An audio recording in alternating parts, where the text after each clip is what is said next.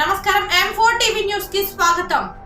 M4 TV news m4telugunews.com website మరియు M4 Telugu news ఈ paper లో వార్తలు ప్రకటనల కోసం సంప్రదించవలసిన సెల్ నంబర్లు 9666650026 మరియు 9014163335. ఓం శ్రీ గురుభ్యో నమః.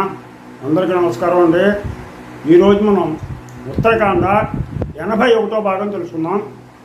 ఉత్తరకాండ 81వ భాగం. ముందుగా గణేశ్వర ప్రార్థన.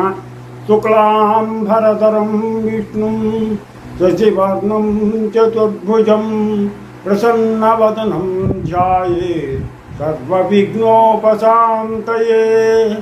గురు బ్రహ్మ గురుర్విష్ణు గురుర్దేవో మహేశ్వరః గురు సాక్షాత్ పరబ్రహ్మ తస్మై శ్రీ గురవే నమః.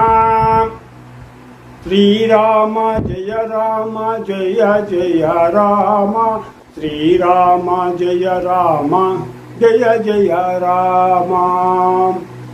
శ్రీరామ రామ రామేతి రమే రామ మనోరమే సహస్రనామ తత్తుల్యం శ్రీరామనామ వరాననే. హరి ఓం. ఈరోజు మనం ఉత్తరకాండ 81వ భాగం తెలుసుకుందాం. ఈ భయంతో ఆశ్రమ సమీపంలో తండ్రికేసి చూస్తుండగా భూమిపై పొరలాడుతుండగా శుక్రశిష్యులు వేగముగా వెళ్ళి గురువునికి ఆ విషయం తెలిపి ఆ పరమత కోదలు విని గొప్ప కోపమునకు వసులై ఆకలితో వేగముగా తన ఆశ్రమములకు వచ్చి భూసరితి అయి దీనురాలై ఉన్న అర్జను చూచి విపరీతమైన క్రోధంతో నిండిన వాడే, రాజా, ఈ పాపమును చేసిన వాడు ఎవరు? కండు పొగడుతో వాడు కన్నులు కానకున్నాడు. దర్పముతో అగ్ని జ్వాలల తాక చూచుతున్నాడు. ఆ దుష్టాత్ముడు పాపశీలి తన వారితో కలిసి గతిమాలి మసి అయిపోవుగాక. సాటులేని ఈ మహాపాప కార్యమునకు తగిన ఫలమును పొందుగాక.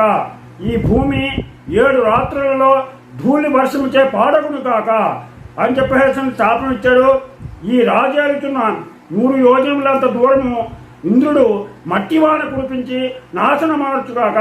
ఇక్కడున్న భూప్రజలు చరాచరము నశించుగాక అని చెప్పేసి శపించి ఆశ్రమం నందల వారిని చూచి నీ రాజ్యమును వదిలి వేరొక స్థానమును చేరుడని చెప్పగా వారు అందరూ అట్లే వెళ్ళిపోయి ఆ శుక్రుడు కూతురుని చూచి మతితాలను దాన మనస్సు సమాధానపరుచుకుని ఇచ్చడనే తీవ్రమైన తపస్సునందు నిశ్చయం కలదానివై దినములను గడుపుము. ఈ కొలనుకు యోజనం మేర ఏ ఆపద కలగదు.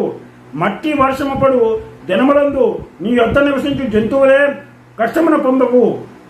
నీ వద్ద నివసించు జంతువులు ఏ కష్టమును పొందవు అని చెప్పగా అట్లే కానీ ఆ అర్జ తండ్రి మాటచే అధిక దుఃఖమును పొందెను. అప్పటి నుండే శుక్రుడు తన శిష్యులతో వేరొక చోటను నివసించను. ఓ పద్మాక్ష, రాక్షస గురువు చెప్పిన విధముగా 7 దినములలో దండుని సైన్యమునందలి భటులను తక్కిల వారును ఆశ్చర్యకరమైన మట్టివారిచే మిక్కిలి ఘోరముగా చచ్చిరి. మునీంద్రుని శాపముచే దండుని విషయము నేల కరిగడిచే దంగడనియు పేరు పొందను. రామచంద్ర, మునులిందుడిచే దీనికి జనస్థానమును పేరు వచ్చను. ఓ రఘురామ, నీ అడిగిన నత్తయో చెప్పుకుని సూర్యుడు పడమటి కొండకేగను. మునులు స్నానములు చేసి సంధ్యోపాసన చేయడానికే వెళుతున్నారు. సూర్యుడు అస్తమించను. ఓ సూర్యవంశశ్రేష్ఠ, సంధ్యారాగము వచ్చను. ఓ శుద్ధ చరిత్ర, నీకును సంధ్యాబంధనము మొదలైన కర్మలను తీర్చదగును కదా అని చెప్పాడు. దాంతో ఈరోజు 81వ భాగం పూర్తయింది. ఈరోజు ఉత్తరకాండ 81వ భాగం ఈ విధంగా శుక్రుడు శాపించేసి వేరే తోట కలిపాడు. సంధ్యా సమయం అయిపోయిందని చెప్పేసి ఆ రోజుతో ముగించారు. దాంతో 81వ భాగం పూర్తయింది. రేపు 82వ భాగం తెలుసుకుందాం. ఈ ఉత్తరకాండ మొత్తం 111 భాగాలు చేసి చెప్తున్నాను, చదివి వినిపిస్తున్నాను మీకు అందరికీ. మీరందరూ ఎంతో శ్రద్ధాశక్తులతో ఈరోజు వరకు 81 భాగాలు విన్నారు. మిగిలింది కూడా విని మీరు మీ పిల్లలకి అలాగే మరో 10 మందికి మన సనాతన సంప్రదాయాలు, మన విలువలు, మన భారతీయ గ్రంథాలు, ఉపనిషత్తులు వీటన్నిటి గురించి తెలియజేసి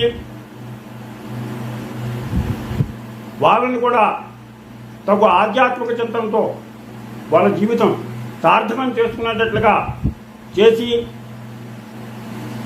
మీరు ఆ భగవంతుని యొక్క కృపకు పాత్రలవుతారని ఆశిస్తూ, మీకు నా ఛానల్ కనుక నచ్చినట్లయితే సబ్స్క్రైబ్ చేయండి, అలాగే లైక్ చేయమని కోరుతూ మీ రాపాడు వెంకట ప్రభాకర్ బాబు.